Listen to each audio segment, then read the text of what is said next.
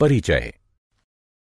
क्या तुम जानती हो कि हमारे सौर तंत्र में केवल हमारी पृथ्वी ही एक ऐसी है जिस पर जीवन पाया जाता है? हाँ, ये इसलिए होता है क्योंकि जीवन के लिए आवश्यक कुछ निश्चित वातावरणीय दशाएं जैसे तापमान, जल, वायु तथा भोजन केवल पृथ्वी पर ही उपलब्ध है। पृथ्वी पर उपस्थित संपदा पृथ्वी पर पाए जाने वाले सभी जीवधारियों की भी मूलभूत आवश्यकताओं की प्राप्ति के लिए जरूरी है। इसके अतिरिक्त सूर्य से मिलने वाली ऊर्जा भी पृथ्वी पर रहने वाले जीवों के लिए आवश्यक है।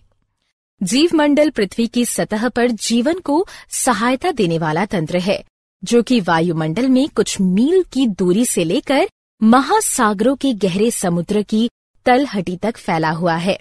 भूमि, जल तथा वायु पृथ्वी पर पाए जाने वाले संपदाएं हैं। प्राकृतिक संसाधन वायुमंडल, जलमंडल और स्थल मंडल के घटक हैं। जीवन मंडल का भौतिक भाग 3 मुख्य समूहों में विभाजित किया गया है: स्थल मंडल, जल मंडल और वायुमंडल। स्थल मंडल में पृथ्वी की सबसे बाहरी परत यानी परपटी या क्रस्ट के ठोस घटक जैसे मृदा, चट्टान और खनिज शामिल होते हैं। केवल पृथ्वी की सबसे बाहरी परत, जिसे मृदा भी कहते हैं, में जीवित जंतु पाए जाते हैं तथा ये जीव मंडल का एक भाग बनाती है। तालाब, नदियां, झील और समुद्र सभी जल मंडल के जलीय घटकों में शामिल हैं। जल पृथ्वी के सतह का लगभग 75% भाग घेरता है। जल भूमिगत भी पाया जाता है। वायुमंडल एक कंबल की तरह जलमंडल और स्थल मंडल के आसपास गैस का आवरण बनाता है। वायुमंडल पृथ्वी की सतह से कुछ किलोमीटर की ऊंचाई तक फैला होता है। ये 4 भागों में विभक्त होता है: क्षोभ मंडल, समताप मंडल, ओजोन मंडल, आयन मंडल। इसलिए हम कहते हैं कि जीवन मंडल मुख्य रूप से 2 घटकों से मिलकर बना होता है: जैविक घटक सभी जीवित वस्तुएं, अजैविक घटक यानी वायु, जल तथा मृदा।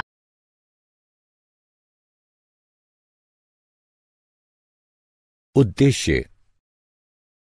इस पाठ के अंत में आप निम्न करने में सक्षम हो जाएंगे: जीवन की श्वास वायु को समझना, जलवायु नियंत्रण में वायुमंडल की भूमिका को पहचानना, वायु की गति, पवन को समझना, वर्षा को समझना, वायु प्रदूषण को समझना, जल एक अद्भुत द्रव के गुणों को पहचानना, जल प्रदूषण को समझना।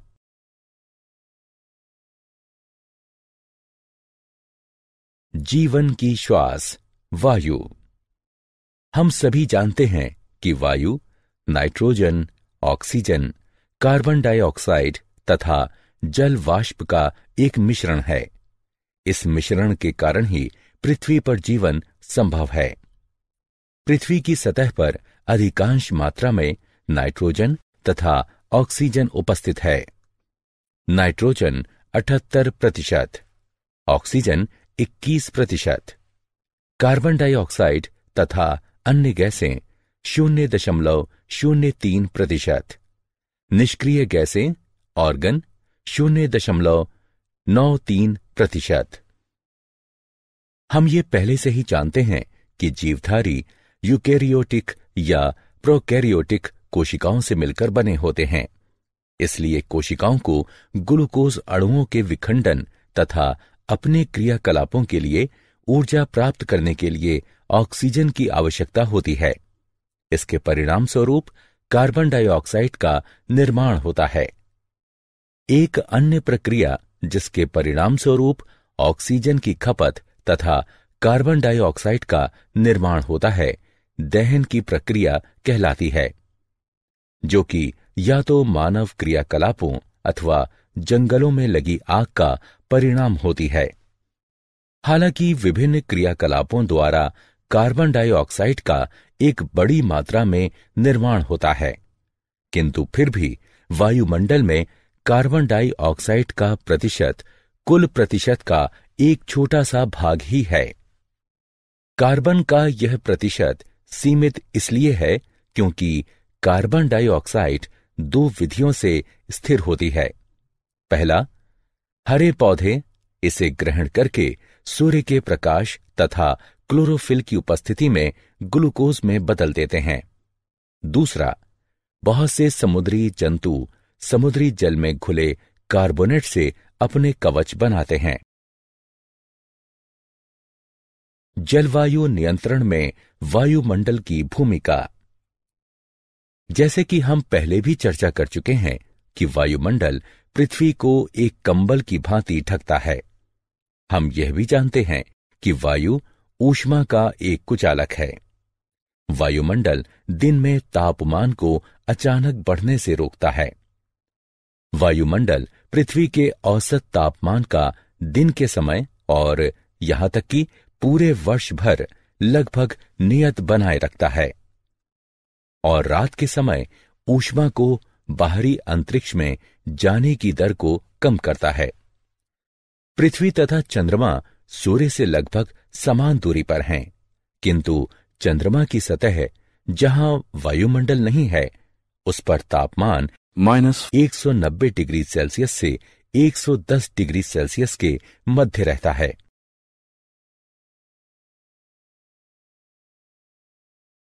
वायु की गति। पवन।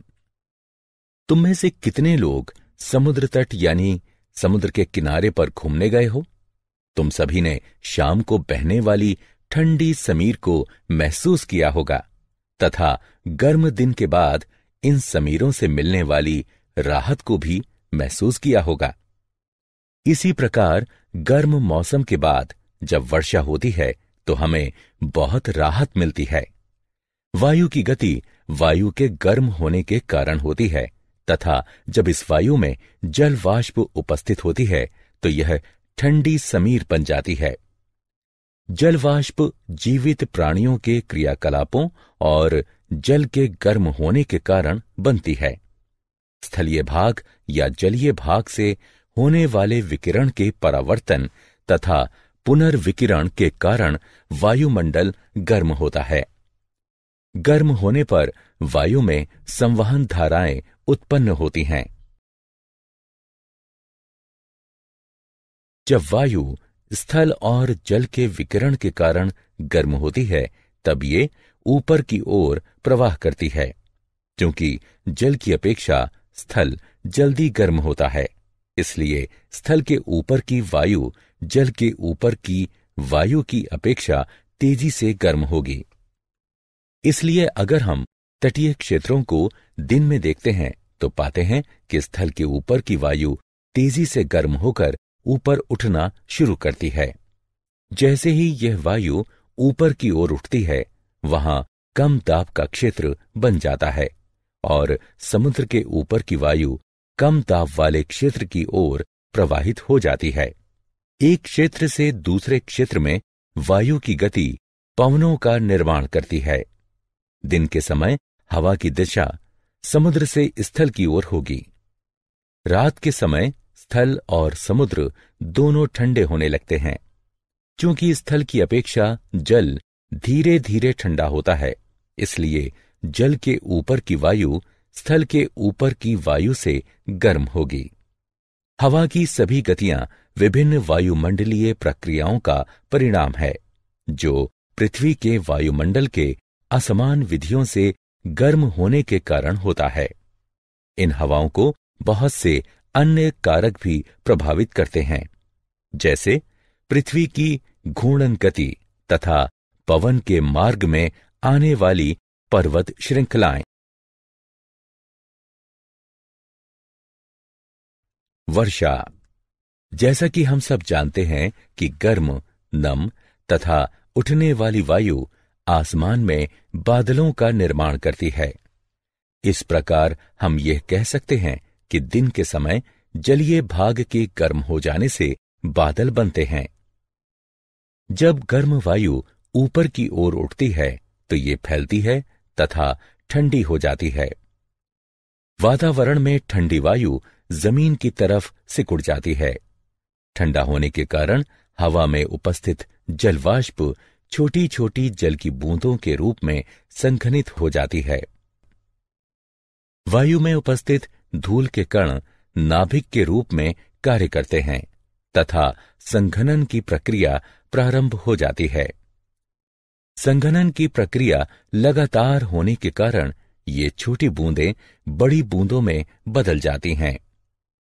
जब ये बूंदें बड़ी और भारी हो जाती हैं, तब ये वर्षा के रूप में नीचे की ओर गिरती हैं। कभी कभी जब वायु का तापमान काफी कम हो जाता है, तब ये हिमवृष्टि अथवा ओले के रूप में अवक्षेपित हो जाती हैं। वर्षा का पैटर्न पवनों के पैटर्न पर निर्भर करता है। भारत के बहुत बड़े भूभाग में अधिकतर वर्षा दक्षिण पश्चिम या उत्तर पूर्वी मानसून के कारण होती है। हम मौसम सूचनाओं में अक्सर ये सुनते हैं कि बंगाल की खाड़ी पर वायु का दबाव कम होने के कारण कई क्षेत्रों में वर्षा हुई। वायु प्रदूषण।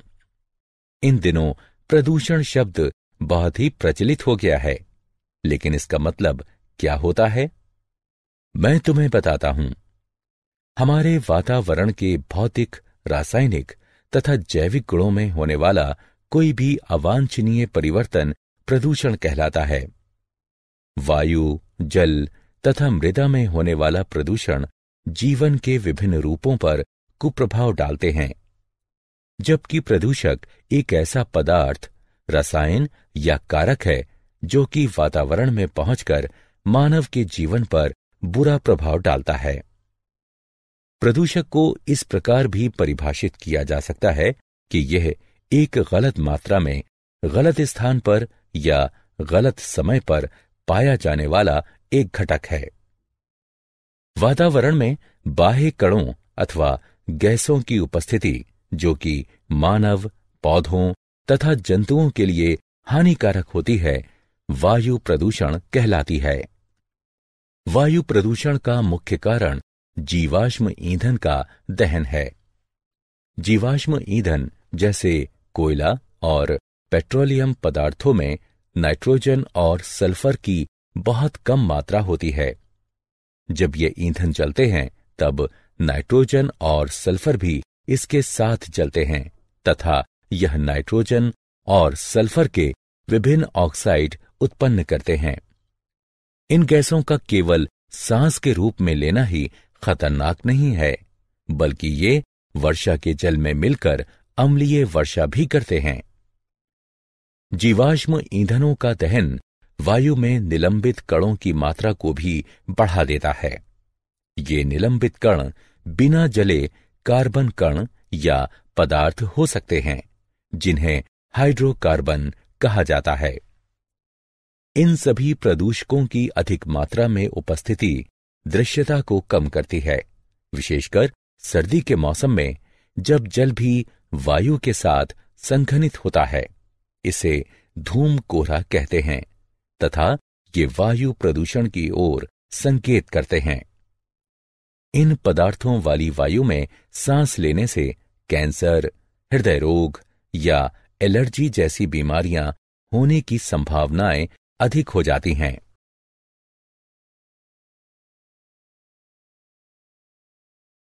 जल एक अद्भुत द्रव। जल पृथ्वी की सतह के सबसे बड़े भाग पर उपस्थित है और यह भूमिगत भी होता है। जल की कुछ मात्रा जल वाष्प के रूप में वायुमंडल में भी पाई जाती है। पृथ्वी की सतह पर पाए जाने वाले जल का कुल 97% सागरों तथा महासागरों में पाया जाता है तथा यह जल क्षारीय होता है। पृथ्वी पर 1% ही स्वच्छ जल पाया जाता है। 2% शुद्ध जल बर्फ के रूप में दोनों ध्रुवों पर तथा बर्फ से ढके पहाड़ों पर पाया जाता है। भूमिगत जल तथा नदियां, झीलें तथा तालाबों में पाया जाने वाला जल भी स्वच्छ जल होता है। स्वच्छ जल की उपलब्धता विभिन्न स्थानों पर भिन्न भिन्न होती है। गर्मी के मौसम में अधिकतर स्थानों पर जल की कमी हो जाती है।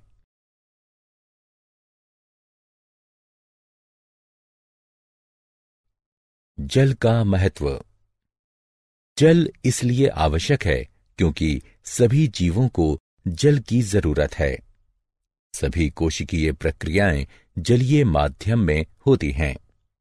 सभी प्रतिक्रियाएं जो हमारे शरीर में या कोशिकाओं के अंदर होती हैं, वह जल में घुले हुए पदार्थों में होती हैं। शरीर के एक भाग से दूसरे भाग में पदार्थों का संवहन खुली हुई अवस्था में होता है। इसलिए जीवित प्राणी जीवित रहने के लिए अपने शरीर में जल की मात्रा को संतुलित बनाए रखते हैं। स्थलीय जीवों को जीवित रहने के लिए शुद्ध जल की आवश्यकता होती है, क्योंकि खारे जल में नमक की अधिक मात्रा होने के कारण जीवों का शरीर उसे सहन नहीं कर पाता है। इसलिए प्राणियों और पौधों को पृथ्वी पर जीवित रहने के लिए आसानी से जल उपलब्धि के स्रोत आवश्यक हैं।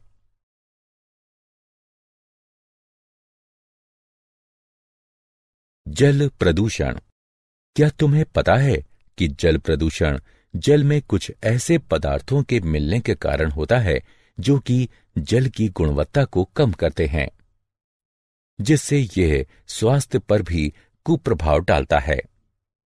जल उन कीटनाशकों और उर्वरकों को भी घोल लेता है जिनका उपयोग हम खेतों में करते हैं। अतः इन पदार्थों का कुछ प्रतिशत भाग जल में चला जाता है। हमारे शहर या नगर के नाले का जल और उद्योगों का कचरा भी नदियों तथा झीलों में संग्रहित हो जाता है। कुछ उद्योगों की बहुत सारी क्रियाओं में शीतलता बनाए रखने के लिए जल का प्रयोग किया जाता है तथा इस प्रकार निष्पादित गर्म जल को जलाशय में वापस लौटा दिया जाता है। जब बांध से जल को छोड़ा जाता है, तब नदियों के जल के तापमान पर भी प्रभाव पड़ता है। गहरे जलाशय के अंदर का जल सूर्य के द्वारा गर्म ऊपर की सतह के जल की तुलना में शीतल होगा। ये सभी जलाशयों में पाए जाने वाले जीवों के प्रकार को विभिन्न प्रकार से प्रभावित कर सकते हैं। ये कुछ जीवों की वृद्धि को प्रोत्साहित करते हैं, तो कुछ को हानि पहुंचा सकते हैं। ये इस प्रणाली में उपस्थित विभिन्न जीवों के संतुलन को बिगाड़ सकते हैं। जल प्रदूषण निम्न प्रभाव उत्पन्न करता है। जलाशयों में अनैच्छिक पदार्थों का मिलना। ये रोग फैलाने वाले जीव जैसे हैजा फैलाने वाले बैक्टीरिया भी हो सकते हैं। इच्छित पदार्थों को जलाशयों से हटाना। किसी भी तरह का परिवर्तन जो इस घुली हुई ऑक्सीजन की मात्रा को कम करता है, उसका जलीय जीवों पर विपरीत प्रभाव पड़ता है। जलाशय से अन्य पोषक की कमी भी हो सकती है। तापमान में परिवर्तन। जलीय जीव जिस जलाशय में रहते हैं, वे वहां के एक विशिष्ट तापमान के अनुकूल होते हैं और उस तापमान में अचानक परिवर्तन उनके लिए खतरनाक होगा या प्रजनन की प्रक्रिया को प्रभावित करेगा। विभिन्न प्रकार के जंतुओं के अंडे और लार्वा तापमान परिवर्तन के प्रति संवेदनशील होते हैं।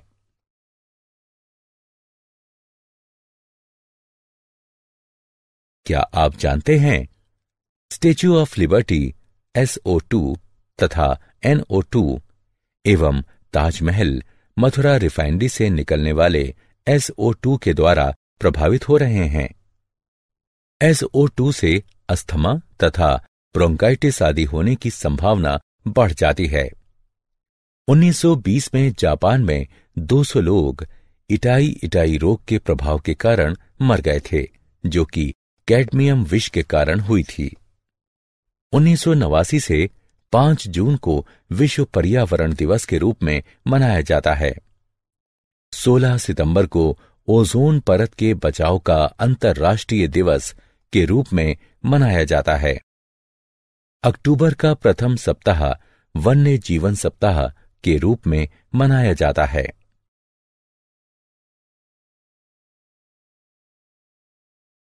सारांश। आइए हमने जो कुछ सीखा है उसे संक्षेप में दोहराएं। पृथ्वी पर जीवन मृदा, वायु, जल तथा सूर्य से प्राप्त ऊर्जा जैसी संपदाओं पर निर्भर करता है। स्थल और जलाशयों के ऊपर विषम रूप से वायु के गर्म होने के कारण पवनें उत्पन्न होती हैं। जलाशयों से होने वाले जल का वाष्पीकरण तथा संघनन हमें वर्षा प्रदान करता है। किसी क्षेत्र में पहले से विद्यमान वायु के रूप पर होने वाली वर्षा का पैटर्न निर्भर करता है।